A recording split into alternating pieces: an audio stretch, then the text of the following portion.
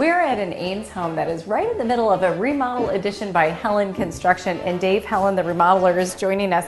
And Dave is here to tell us about the process of remodeling. Let's start off with that three-bid myth. What do you think about that? The three-bid myth has always been around, but especially now as times are a little tighter, people think it's prudent to go out and get a minimum of 3 complete bids on a project from different contractors to ensure they're getting the best price.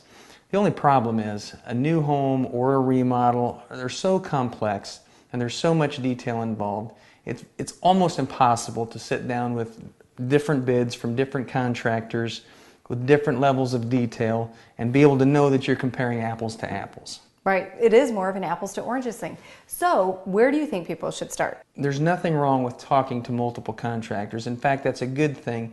You want to meet different contractors face to face and get a feel for if this is a person you can work with or not. Talk to the references, find out if this is a person you can trust, and if you get those two things down, person you can work with, a person you can trust, you can be sure that as you work through the process, you can get prices that are going to be fair.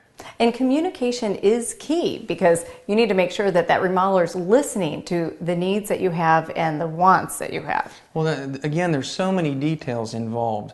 You've got to get it all out on the table at the beginning through a design process.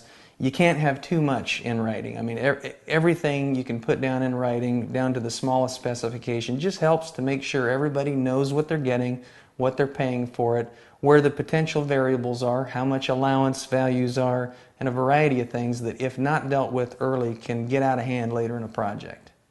Dave, what happens if a homeowner finds that they really like the way they communicate with one remodeler, but the other one has brought in a lower bid? What I like to be able to do is sit down with the homeowner and look at the two bids side by side and identify differences where there's not enough detail on the other quote or there's different products specified, and almost all the time we can explain the difference and be able to compare the quotes properly.